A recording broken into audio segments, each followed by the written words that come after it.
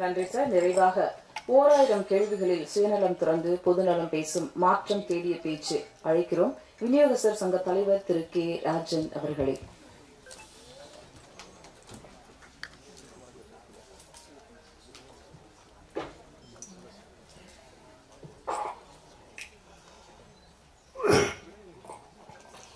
கொஞ்சம் லேட்டா வந்தன்றதால ரொம்ப லேட்டா விட்டுட்டார் தம்பி. எல்லாரும் பேசி முடிச்சு நன்றி சொல்ற நிலையில என்ன விட்டுட்டாரு. நான் சிலருக்கு நன்றி சொல்லி ஆகணும். நான் மொத்தம் ஒரு 20 பேர்கிட்ட சொல்லியிருந்தேன். நான் வந்த உடனே கைத்தட்ட சொல்லி அதுல 10 பேர் தான் கைத்தட்டினாங்க. இந்த செல்வமணி, சிவா இவங்கெல்லாம் கைத்தட்டலாம். சும்மா சொன்னேன். ஏதோ ஒரு அன்பின் காரணமாக என் அன்பு சகோதரர் நீண்ட நாளுக்கு அப்புறம் பார்த்ததால கைதட்டி வரவேற்றாங்க. எல்லாருக்கும் நன்றி. மனதால் வரவேற்ற அத்தனை பேருக்கு நன்றி. எனக்கு தொழில் ரொமான்ஸ். இப்ப எல்லாருமே நம்ம தமிழ்ல டைட்டில் தான் நல்லதுன்னு நினைக்கிற காலத்துல நிறைய இங்கிலீஷ் டைட்டிலா வந்துகிட்டே இருக்கு. ஆனா இந்த படத்துல சகோதரர்கள் தமிழும் வைத்து இங்கிலீஷும் ஆங்கிலத்தையும் சேர்த்து வச்சிருக்காங்க. எனக்கு தொழில் காதல். காதல் ரொமான்ஸ்னா காதல் எல்லாம் காதலை விட அடுத்தபடியா ரொமான்ஸ்னா டைரக்ட் சார் காதல் தானே. காதல் தான், ரொமான்ஸும் காதல் தான். எனக்கு தொழில் காதல் இப்போ ஒரு ஸ்டைலா இருக்கு, நல்லா இருக்கு. எனக்கு தொழில் ரொமான்ஸ் போது சில யங்ஸ்டர்ஸ் இந்த காலேஜில் லவ் பண்ணிட்டு தள்ளின்னு வராங்க இல்லையா தியேட்டருக்கு, அவங்க எல்லாம் கொஞ்சம் ரொமான்ஸ்க்காக வருவாங்க, நிறைய வருவாங்க. எனக்கு இந்த பார்க்கும்போது நான் ரொம்ப நல்லா இருக்குன்னு சொன்னாங்க. தம்பி திருமலை தான் சொன்னான், ரொம்ப நல்லா இருக்கேனே, அதனால தான் நம்பி நம்ம பண்ணிட்டேன். இதை நான் இவ்வளோ காலம் கஷ்டப்பட்டா கூட இதில் நான் வெற்றி பெறுவேன். அவன் ஒரு போராளி, சினிமா போராளி. என் சிஷ்யன் சொல்லலாம், நான் ஒரு போராளி. இப்போ எனக்கு அடுத்து என்ன தம்பி, அதாவது கஷ்டத்தையே இஷ்டப்பட்டு எடுத்துக்குவான். கஷ்டப்படுவான், அது இஷ்டப்பட்டு படுவான். வெற்றி அடையிற வரைக்கும் போட்டிடுவான். தவறுகளை சுட்டி காட்டுவான், தட்டி கேட்பான். யாருக்கும் ஜால்ரா அடிச்செல்லாம் பழக்கம் கிடையாது. நல்லது நடக்கணும். சினிமா முதலீடு செய்யற ப்ரொடியூசர் அத்தனை பேரும் நல்லா இருக்கணும், அதுக்காக போராடுவான். சில படங்கள் முடிக்க முடியாமல் இருக்கும்போது அவனுடைய உதவியால் ஃபைனான்சியல்ஸ் பணம் கொடுத்து அந்த படத்தெல்லாம் முடிச்சிருக்காங்க. ஆக அப்படி ஒரு நல்ல மனம் படைத்த அருமை தம்பி திருமலை இன்றைக்கு இந்த படத்தை எடுத்து செய்யறான் ப்ரொடியூசர்னா முதல்ல மகிழ்ச்சி. பல பேர் அடைந்தாலும் நான் மிகப்பெரிய மகிழ்ச்சி அடைகிறேன். அவன் வெற்றி பெறுவான். இந்த இயக்குனர் தம்பி பாலாஜி ரொம்ப எளிமையா இருக்கார். இந்த எளிமையே உங்களை வரவேற்கும், வாழ்த்தும். காதலிக்க நேரமில்லைன்னு ஒரு படம், அற்புதமான படம், காதல் கலந்த காமெடி படம். அப்படி ஒரு படமா இது அமையணும், அமையும், மக்கள் ஏற்றுக்கொள்வார்கள். தம்பி திருமலை தன்னுடைய ஆதங்கத்தை வெளிப்படுத்தினான், வருத்தத்தை வெளிப்படுத்தினான். இந்த ப்ரமோஷனு கூட ஹீரோ வரல, ஹீரோயின் வரல, வரணும். செல்வமணி சில விஷயங்கள்லாம் சொன்னார். இந்த திட்டம்லாம் நாங்கள் போடுறோம் சார், இதெல்லாம் போடுறோம் சார், படம் எடுக்கும் போது எல்லாம் போடாமல் எடுப்போமா? ஆனால் இதை பிரேக் பண்ணுறவன் ஹீரோ, ஹீரோயினி, மற்ற சிலர் எல்லாத்தையும் பிரேக் பண்ணிடுவாங்க. டப்பிங் பேசுறதுக்கு முன்னால பணம் வேணும்னா உனக்கு ஏதாவது அசிங்கமா இல்லை, உன் மேல உனக்கு நம்பிக்கை இல்லை, படம் வியாபாரம் ஆகல, உன்னை வச்சு நாங்கள் படம் எடுக்கிறோம், வட்டிக்கு வாங்குறோம், கஷ்டப்படுறோம். இப்போ பாருங்க 4 வருஷம் 5 வருஷம் படம், இந்த படம் முடியும்னா அப்போ என்ன கஷ்டம் இருக்கணும்?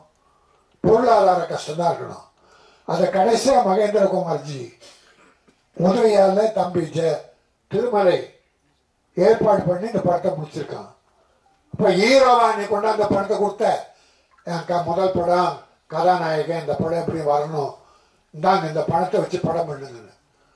சரத்குமார் பண்ணியிருக்காரு. அப்படி ஜெய்சங்கர் ஒரு ஹீரோ, அவர் எத்தனை ப்ரொடியூசர் வாழ வச்சிருக்கார். ரிலீஸுக்கெல்லாம் அவங்க உதவி பண்ணுவாங்க. பட் ஒரு ப்ரொமோஷனுக்கே வரலன்னா ப்ரொடியூசர்ஸ் அவ்வளோ பெரிய அடிமைகளா? உனக்கு என்ன அவ்வளோ பிஸி ஆயிட்ட? எல்லாருக்கும் சொல்றேன், தலை கணம் மட்டும் இருக்கக்கூடாது. தலை கணம் கொஞ்ச நாள் நிமிரும், உன்னை தாழ்த்தி விடும். தலை கணிச்சுன்னா தலை தாழ்ந்து விடும். ஆகவே தலை கணம் இருக்கக்கூடாது யாரா இருந்தாலும். வளர்ச்சியும் போது நெற்பயிரை உதாரணம் சொல்லுவாங்க. நெற்பயிர் கதிர் விடுறதுக்கு முன்னால நெல் நிமிர்ந்து நிற்குமா. கதிர் விடுகிற போது அந்த நெற்பயிர் தலை தாழ்ந்து இருக்குமா. அது அறிவின் முதிர்ச்சி. அது போல வளர புகழ் வளர வளர அமைதியும் தன்னடக்கம் இருந்தா நீ மேலும் உயர்வாய். அடுத்தவங்க வைத்திருத்தலுக்கு சாபத்துக்கு மட்டும் ஆளாகாதீங்க யாரா இருந்தாலும். ஆனா நான் இவ்வளவு சொன்னாலும் என் தயாரிப்பாளர் மேலதான் நான் குறைப்பட்டுக்குவேன். வேற எவனை பத்தியும் நான் குறைப்பட மாட்டேன். போட்டி போட்டுக்கிட்டு இந்த படம் வெற்றி பெற்றா முதல்ல அந்த ஹீரோ கிட்ட போய் நிக்க போறது யாரு? இப்ப எழில் மரங்கொத்தி பறவைன்னு ஒரு படம் எடுத்தார், டைரக்ட் பண்ணார். சூப்பர் ஹிட் படம். ஒரு சிவகார்த்திகேயன் ஒரு ஹீரோ வருவாங்க. இப்போ எழில் கிட்ட எவ்வளவு பேர் வராங்க. அவர் படம் பண்ணிக்கிட்டு இருக்கார். ஒரு அமைதியான அற்புதமான இயக்குனர். ஆனா இன்னைக்கு சிவகார்த்திகேயன் பெரிய லெவல். நல்லா இருக்கட்டும், நல்லா தப்பே சொல்லல. பட் உன்னை தூக்கி விட்டவர்களை ஒரு டைரக்டர் இல்லைன்னா ஹீரோ இல்லை சார், ஹீரோயின் இல்லை சார். டைரக்டர் அத்தனையும் தன் மூளையில வச்சுக்கிட்டு எந்த அளவு சிரிக்கணும், எந்த அளவு கோவப்படணும் என்பதெல்லாம் அவர் சொல்றதான் அந்த ஹீரோ செய்யணும்.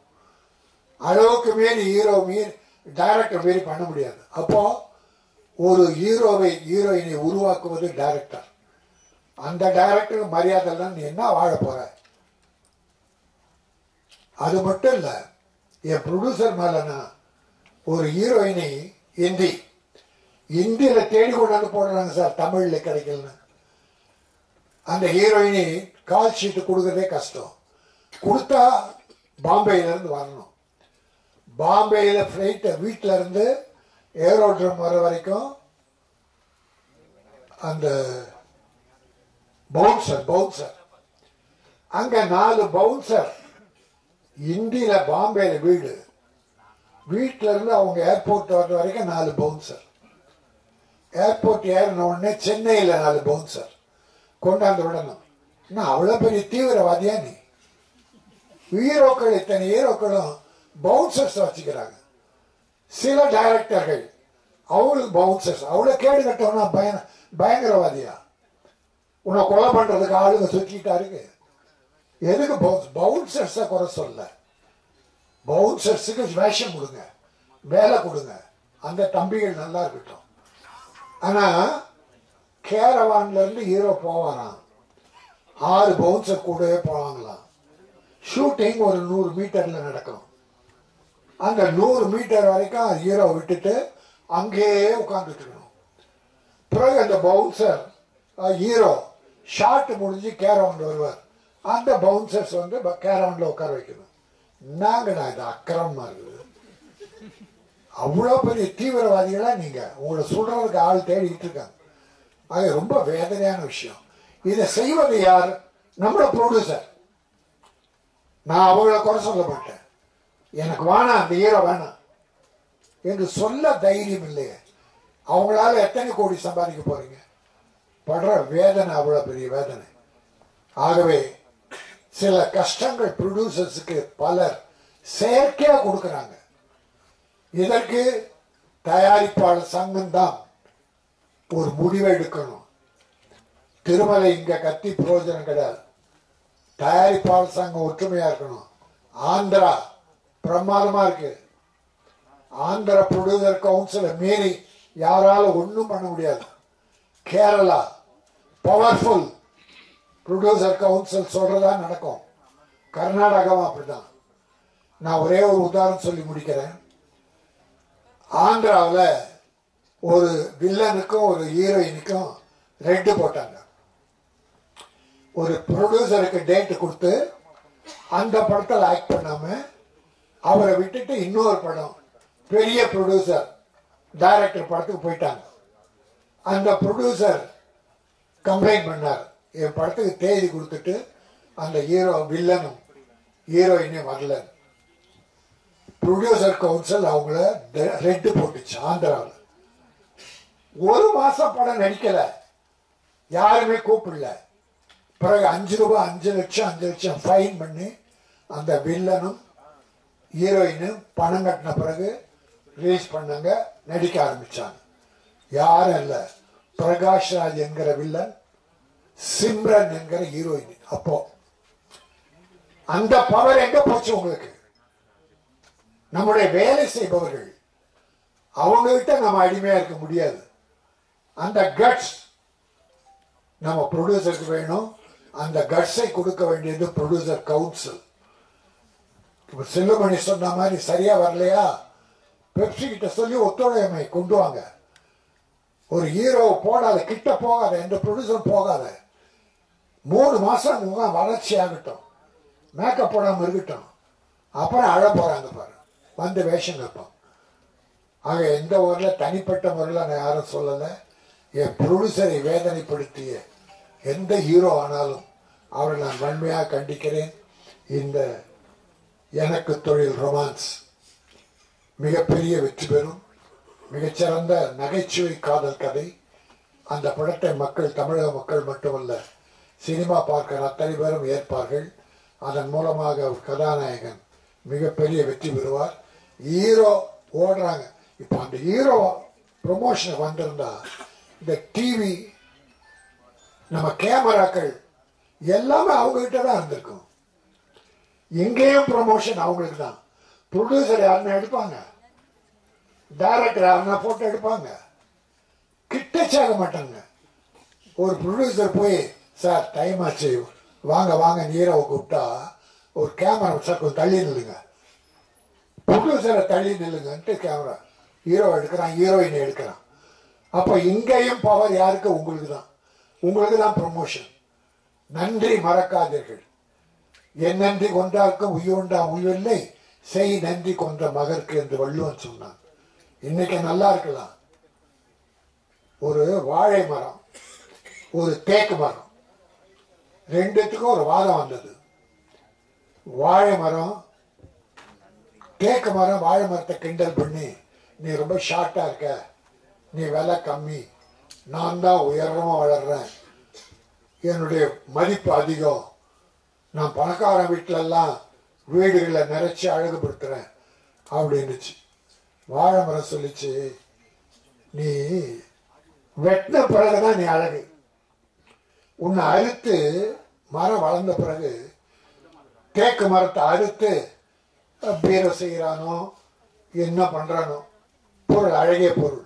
ஆனால் வாழை மரம் வாழுகிற காலத்திலேயே, வளர்கிற காலத்திலேயே வாழைக்காயாக, வாழைப்பழமாக, வாழை இலையாக, தண்டாக, நாராக, அத்தனை பொருளையும் வாழுகிற காலத்திலேயே மக்களுக்கு கொடுப்பது அதுதான் சிறந்தது. அது மட்டுமல்ல, அது காலம் முடியும் போது 4 வாழை கன்றுகளை விட்டு விட்டு செல்லும். இந்த மக்களுக்காக 4 வாழை கன்றுகளை விட்டு விட்டு அது அழியும். அதை கல்யாண வீட்டில் மாட்டி வைப்பாங்க, கல்யாண அலங்கரிக்க. அப்படி வாழுகிற காலத்தில் அடுத்தவர்களுக்கு உதவியாக இருக்க வேண்டும். நீ வளர்ந்து பட்டு யாருக்கும் உபயோகமாக இருந்து புரோஜனம் இல்லை, மனிதனை கிடையாது. ஆகவே இந்த எனக்கு தொழில் ரொமான்ஸ் மிகப்பெரிய வெற்றி பெற வாழ்த்துகிறேன். நன்றி, வணக்கம்.